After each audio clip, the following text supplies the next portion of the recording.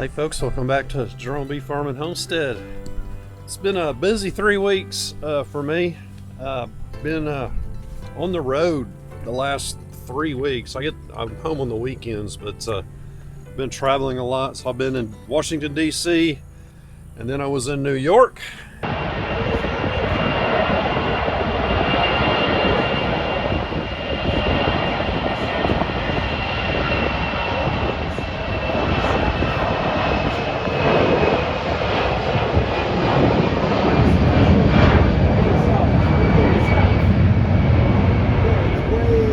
For a week, and I came home, and then I'm back to Washington D.C.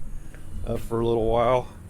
But I'm back home, and hopefully I'll be here for a while, and I won't be on the road so much, and I'll be able to get some stuff done. So some of you commented in the last video that my hives needed a lot more feed in them, and that they were really light going into winter. Yeah, those two particular ones really were. Most of my hives are in fairly good shape, but I am feeding a few. And last night I pulled out some frame feeders, and or I pulled out a couple frames and put some frame feeders in. And I brought some of those frames up here, and they did have a little bit of nectar in them. So I'll show you what's going on over here. So yeah, I brought these two frames, these outside ones here. This box here was sitting up here from last weekend, when I pulled off that, reduced that hive number 17. But these two frames here had just a little bit in them. So I brought them up here and set them down. So once this is all done, when they're calmed down, I'll take these inside and get them protected. And some of these frames may be ready to cull. Like that one there is pretty old.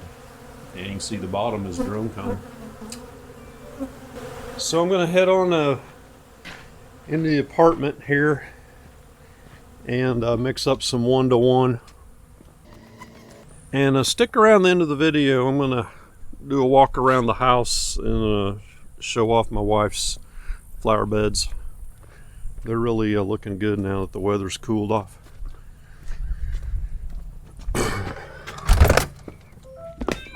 Okay, get one of our buckets here.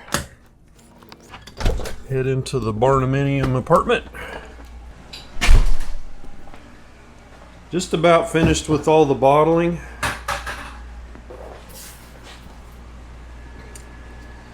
So I've sold quite a bit. I've got 2 cases ready to ship over to one of my relatives in Las Vegas. Bought 2 cases. And here's the 2-pounders. And I've got 2 of these, a 6-pound, half-gallon, and I sell these for $55. So that's coming along nicely. So let's get the hot water going here. Mix this up a batch of 1-to-1. So this is the way I found to do this, mixing up 1-to-1. It's fast and no measuring, and it's easy. So take you a 25-pound bag of sugar, 5-gallon bucket.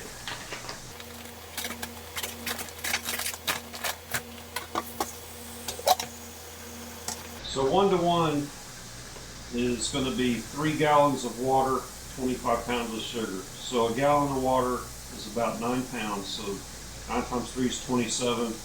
You got 25 pounds of sugar.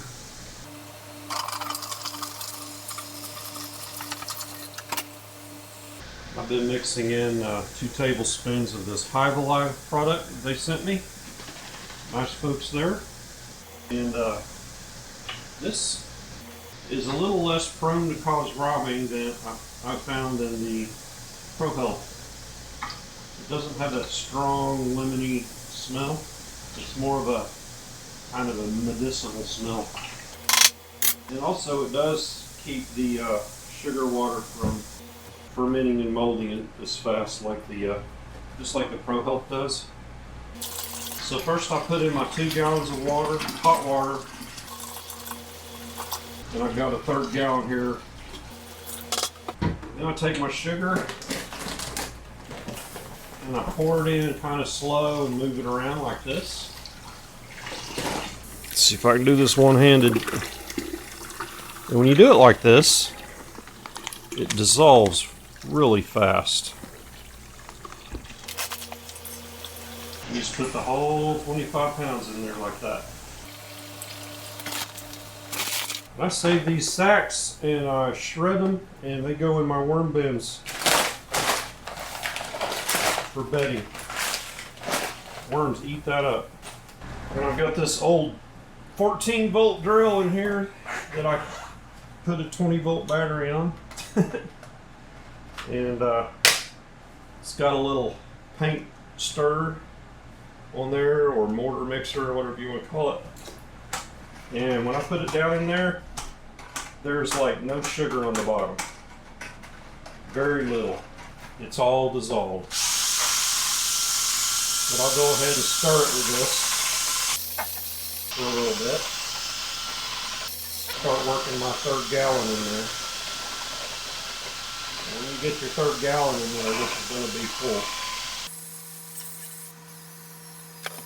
So there you go. There's 5 gallons of 1-to-1. A little bit of Hive Alive in there. Ready to go. And this bucket's got the little spigot on it, so I can set it on top of a feeder and just pour it in there. And by the time I get it about 2/3 empty, I'll pop the lid off and I'll just start pouring it in from the top because it's a lot faster. Alright, let's get out to hive 37, and let's see if we can find that queen in that hive and get some feed on top of it.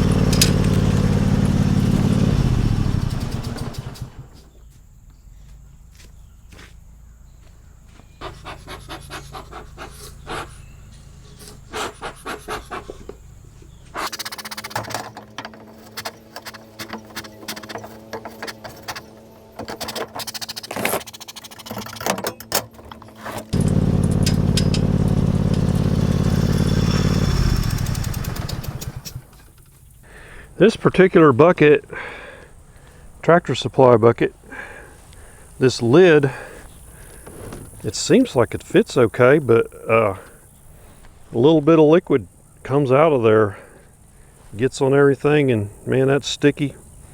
Plus the bees will be over here in a minute. Okay, we made it down here. So here's our Hive 37 right here with a little brick on it. So I know to get in the right hive this time. And things look okay. So all these hives that I have something on the front like this or like that and that means I have internal feeding going on. And so you can see how many hives I've got feeders going in. So I'd say there's about 10 or so, but these particular hives were splits and didn't get going real good quickly. So, and I've really expanded them, so you know, that's a double deep. And trying to get some nectar stores built up in there before winter. So today, when I get done looking for this queen here, I'm going to go around and I'm going to grab every hive on the back side and lift it up and do a weight check on everything. As you can see, I've lost a few hives here. Lost 3 there. And I don't believe it's anything serious. Like, yeah, it's not Varroa overrun. I've been treating for Varroa. I think it's just queens not working out. But these hives that are new hives, like the wildflower meadows, which I believe are these 3 right here. There's 6 of them. I know that one right there is a Wildflower Meadows new queen split this year, and number 1 is, and that one right there. Oh, check out the possum grapes. They always get ripe this time of year. That grapevine, man, it goes way back in there. This grapevine's back in there as big around as my arm. But yeah, so these ones with the bricks, I've got an internal frame feeder on them, and I filled them all up last night. I filled up 2 of those 10-gallon jugs or 5-gallon jugs, so I put 10 gallons out. Here's the one we reduced that you saw, that box up there at the barn. So I think they're doing all right. So when I reduced this, I put quite a few frames of honey in there. So that hive there is set. Now that Hive 37, that's another story. Let's get on over there and try to find that queen, and if we find her, probably going to get her marked, because I want to make sure I got her marked for 2023. So next year when I see her, I'll know she was this year's queen. And I've got a feeder right here sitting on that hive that I did not put in. I ran out of feed, so I will get that on there towards the end of this video and get that filled up, because that hive is light. Yeah, so here's our Hive 17. Got a lot of weight on here because there's not a lot of stuff inside, so if the wind is to really blow out of the north or south, this thing could blow over potentially. Got our Carousel feeder on here, which we will fill this up before we leave.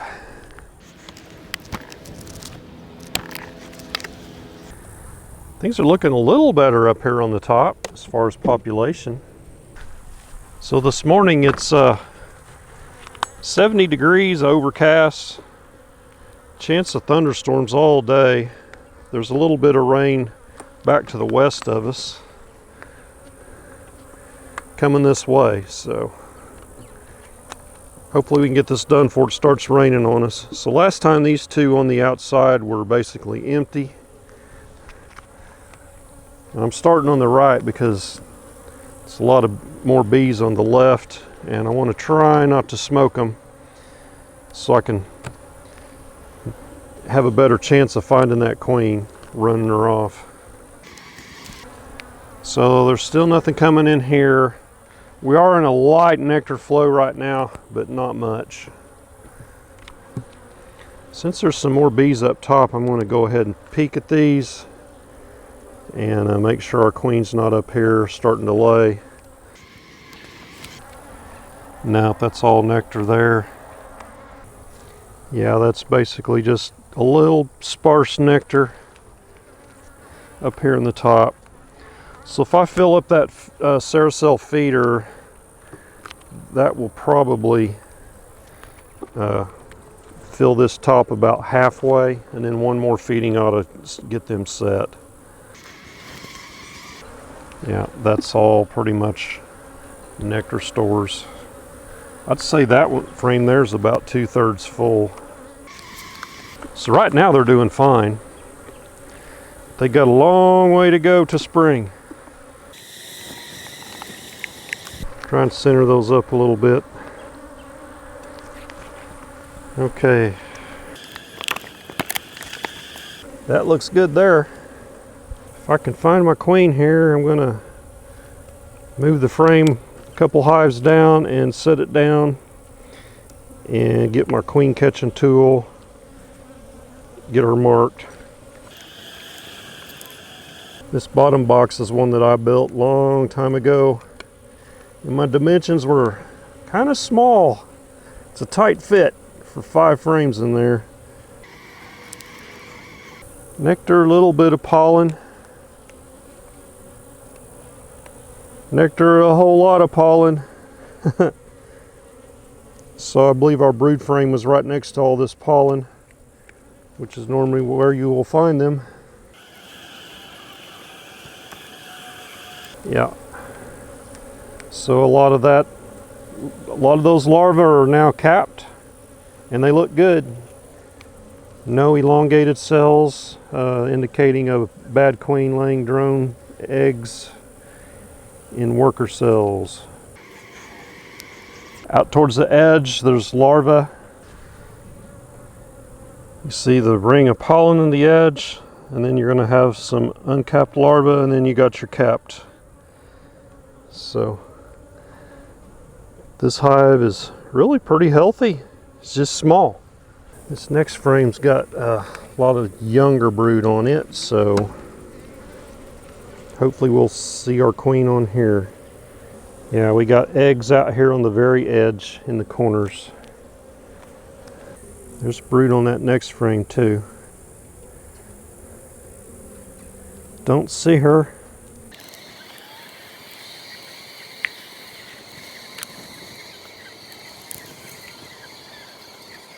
So this frame here has eggs around the center, around where you see that capped brood. There's eggs, there's larvae, and then there's eggs out beyond that. So she's laying pretty good.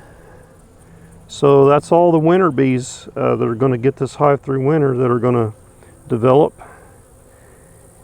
And they'll be out here in about 25-30 days. Those will all be emerged.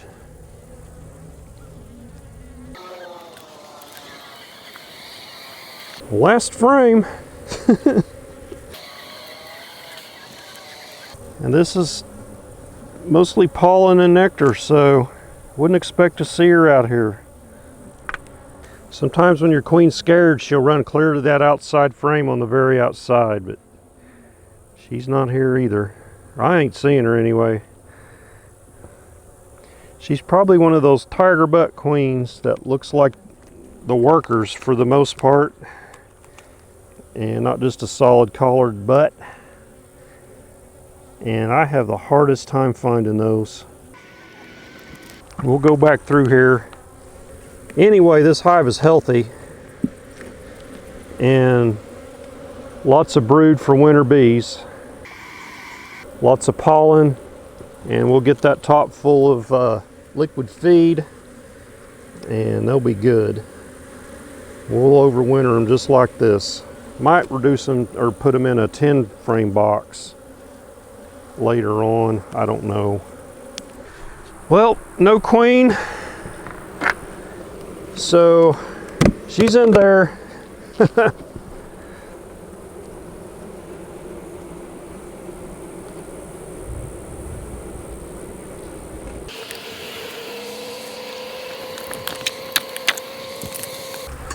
lot of bees came off up in this little syrup dispenser. Keeping my eye out for her up in here, which I wouldn't expect to see her up here.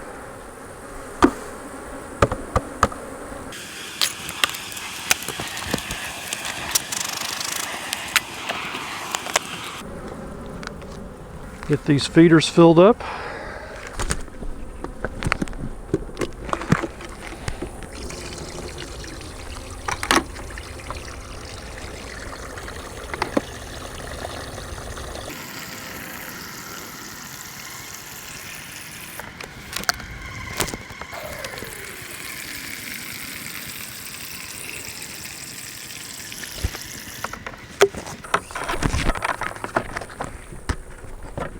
So notice how I have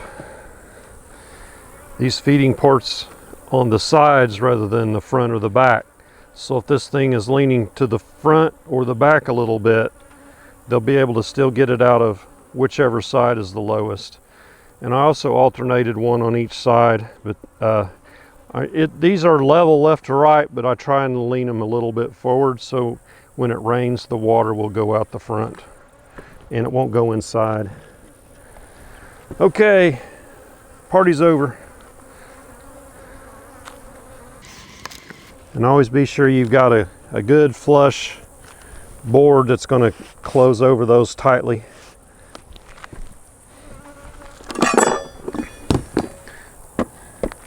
And I like lots of weight on top of that as well.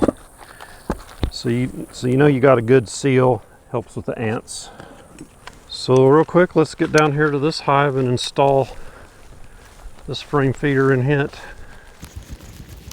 I don't know what it is with this location, but I've never had the best of luck on this first stand. I never have had a hive here that produced more than, you know, a partial super of honey. Now down this direction, they seem to do better. I don't know why. It's probably just a coincidence. So while I'm going in this hive here, I'll just do a quick queen right check. I'm not necessarily going to look for a queen, but I am going to look for signs of a queen.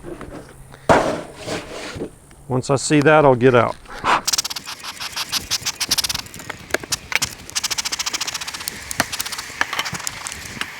And I want to get 2 frames that are empty and get out of the top, make room for my frame feeder, which there's one right there. And there's another. Well, there's a little bit in the top of that. So there's a little bit of nectar in this at the top, but it's not real heavy. That frame there's not bad. I think I see frame brood here 2 frames over. And this is totally laid up with larvae right here. And the next frame is solid brood. See all the larvae in there. So yeah, this hive is doing good. It's brooding up for the winter bees, but it's very lightweight. Try and find another frame to get out of there. Yeah, they're working on that one. I'll go ahead and take this second one out. And the bees can clean this up at the barn. Not a whole lot in there.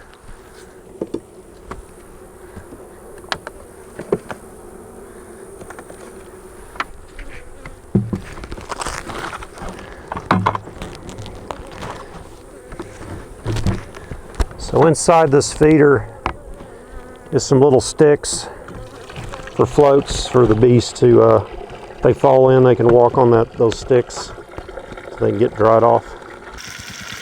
You don't want to open feed these like this without the tops on them after it starts getting cold. Like if your nights start getting around the 40-degree marks, I wouldn't do this. I would use a top feeder, or put your cap and your ladders in here. See how they spread out when you don't have a frame right up next to them, so you can hold a little bit more in there. All right. See the little floaty sticks? There was one bee out there standing on one already. He was probably in the bottom when I started filling it up. So probably at least one more of those feedings like that on this hive to get it some more weight will be sufficient to get it through winter. I really wish that brood was down in the bottom and not the top, but I'm not gonna mess with them right now. Let them get situated and built up without me interfering. Okay, that's it for this video. Don't forget to stick around for the garden tour up around the house and the wife's flowers. But yeah, getting ready for winter, and gonna check the weight of all these hives here in a little bit, and I'll note that, and if any of those needs feed, we'll put a top feeder on those. I've got about a dozen top feeders that I use, and it holds probably double what those frame feeders hold. But anyway, that is it. Be sure and stick around in the end, and we'll catch you on the next beekeeping video. Y'all take care. Jake. Good boy. This is Yo. Okay. Let's start here on the north side. And we got the elephant ears, and I think these are rhododendrons down here. And I'm not sure what these red flowers are, but I get my wife to watch this and we'll fill in the blanks here. But these elephant ears, we dig them up every year after the frost and store the bulbs.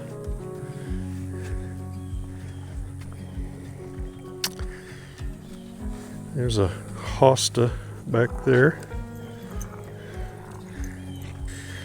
And petunias and some cannas. And looks like we got a wrestling match going. There's Maggie. She's a little beefier than when she was young.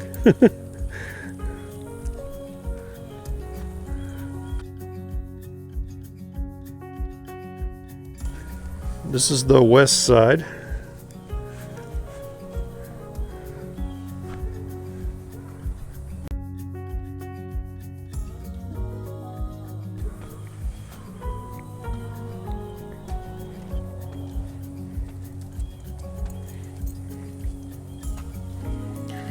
And these are hibiscus. This is one here. This one's really pretty when it blooms. It's called Midnight Madness. It has these giant red, dark red blooms all over it. And the bees really like this here. And there's some little red flowers around the backside that they really like.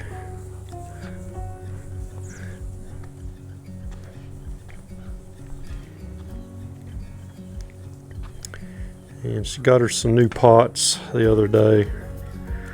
Right there, she's got 3 of those. Those are concrete.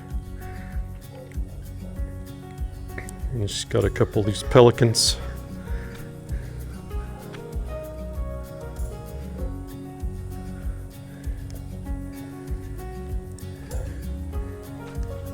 And there's a dahlia blooming. Really pretty flower there.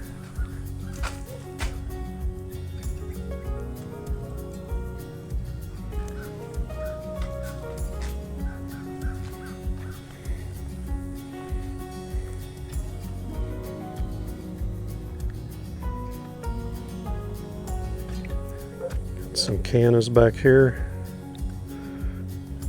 They're pretty much done blooming. Looks like they might bloom again though.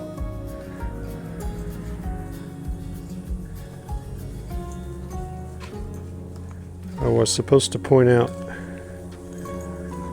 this little plant right there. So that is a baby Midnight Madness hibiscus that came from that big plant right there. So we'll transplant that and move it.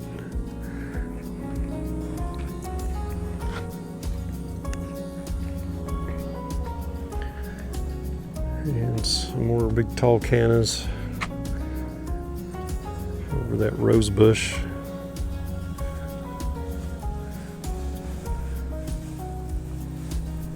That hibiscus there has a more pink flower.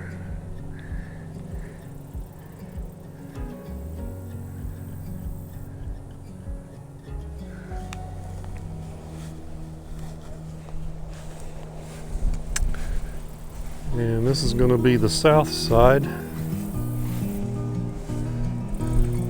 Those dark crepe myrtles, I think, are really pretty. They got little berries on them. And those will bloom, that dark red as well.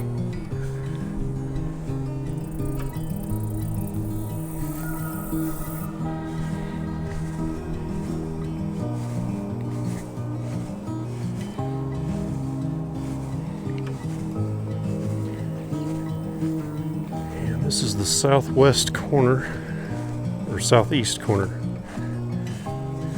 And all of this in here, they're all closed up right now, but in the morning this will be all red and it'll sound like a honeybee swarm in here. They will be all over this.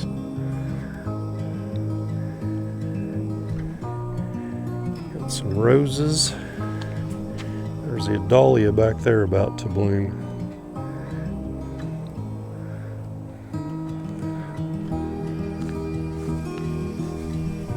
There's a small dahlia right there, about to bloom.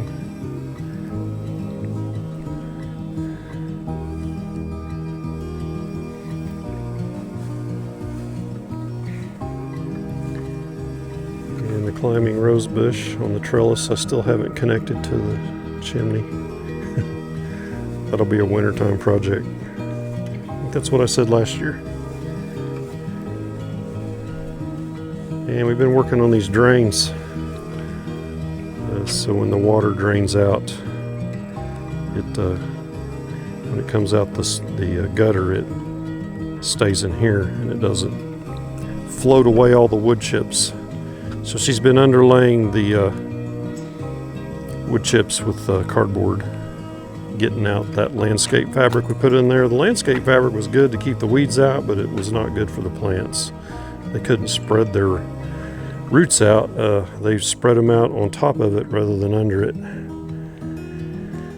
And got these ferns going here. I believe these ferns are ones that we overwintered and kept in the garage over winter. And I'd bring them out the days that it was nice. That's a wave petunia, and it's all done blooming.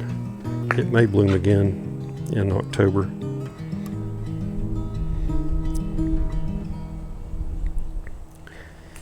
And this is an oak leaf hydrangea.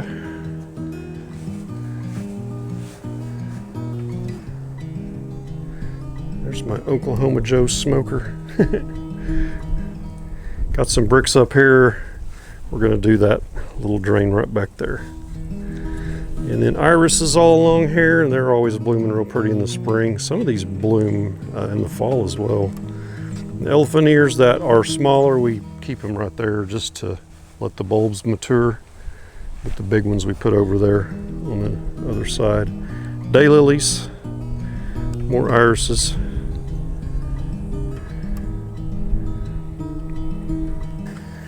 And we didn't get much done down here this year before it got hot. So this is Asian lilies. And man, these have huge, really beautiful blooms in the spring. And she worked down here on this garden for a while. But I got the drip system going down here now. And it helps. We got more rain this year too.